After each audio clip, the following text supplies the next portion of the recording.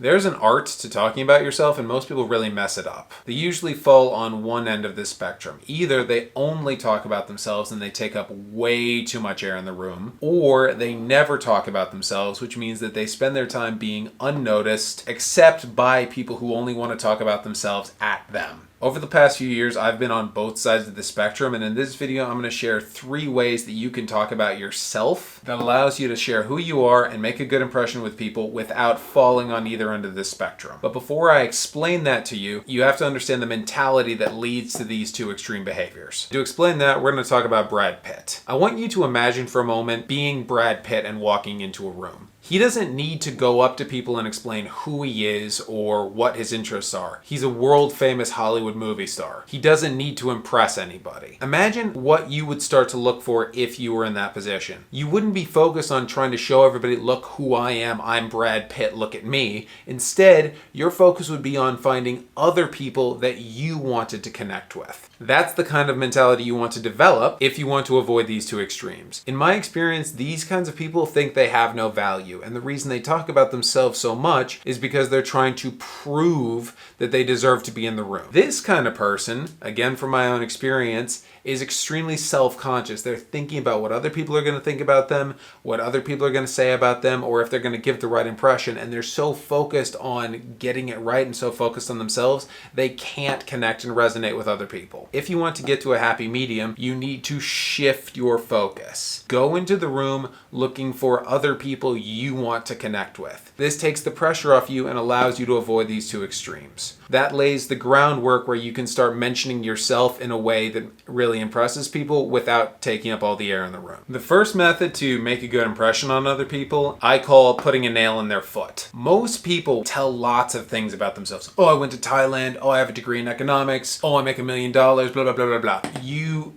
give so much information about yourself that it just turns into this annoying noise that other people just want to get away from. However, if you just drop one interesting piece of information about yourself, it's like putting a nail in somebody's foot. It gives a much deeper impression. So what I want you to do is I want you to think about the most common questions people ask you, and I want you to think of a good, interesting 1 to 3 sentence answer for each one. So for me, I'm from the US and I currently live in Portugal. One question I get all the time is, why did you leave the US? My answer is, oh, I wanted to join the CIA, so I went abroad to get international experience, and then I was going to go back and apply for the agency. Then I switch the focus and I start talking about them.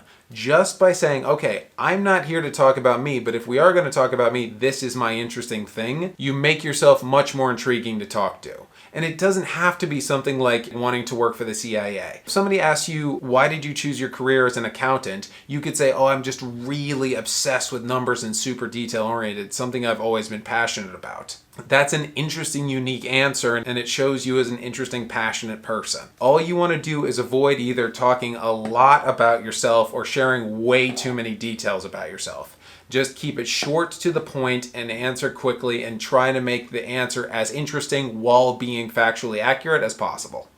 The second technique is something I call nugget dropping. When you are in a conversation, the rudest, most annoying thing you can do is take the topic of the conversation, let's say mountain climbing, and turn it so it's about you. It just comes off as self-centered and really arrogant. When you're in a conversation, you should be making contributions to the topic. So if you're talking about mountain climbing gear, you should be adding information about the harnesses you use or the ropes you use and what you like or dislike about them. Now, to mention things about yourself, you should drop in little nuggets that explain where you got your information, where you got your perspective, or why you think the way you do. So if we're talking about mountain climbing harnesses and you know a brand that you really hate, you can say, oh, my girlfriend and I actually went climbing in Arizona last summer. We used X, Y, and Z brand and it broke on the first day. I would really not recommend it. Now, you've mentioned a cool thing you've done. You've mentioned that you have this experience, but you did it in a way that didn't drag the attention from the topic and actually contributed to the conversation. You've raised people's impression of you and raised your status without stealing from anybody else. You can do this with literally anything you're interested in or passionate about. So if you say, oh, I was reading a book about economic theory. Oh, I was talking about needlepoint the other day with my friend, and oh, I was working on this cool project with Google. Anything that you've done in the past or your interest that you can share in that nugget and also allows you to contribute to the conversation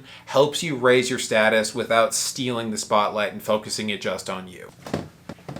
The third technique is to just tell stories about your life which are kind of self-deprecating or are just kind of funny and make you the joke. If you tell a cool story about yourself and in that story you're telling jokes at your own expense, it doesn't come off as you bragging or being a jerk. So for example, if I was talking about how, oh my god, I had this amazing experience in the Sahara Desert as the sun was rising, I and my camel caught the first rays of the sun and I understood all things and all people, I sound like kind of a douchebag. But if I say I was in the desert on a camel and it was a really cool experience, but I accidentally fell over and twisted my ankle, suddenly I'm not bragging. I'm telling a cool experience I had, and I'm also making myself the butt of the joke, which just allows everybody to have fun and enjoy the experience instead of me just saying, have you ever seen what I've seen? Have you ever done what I've done? So those are the three techniques that you can use that may allow you to talk about yourself and make a good impression with other people without being an a-hole.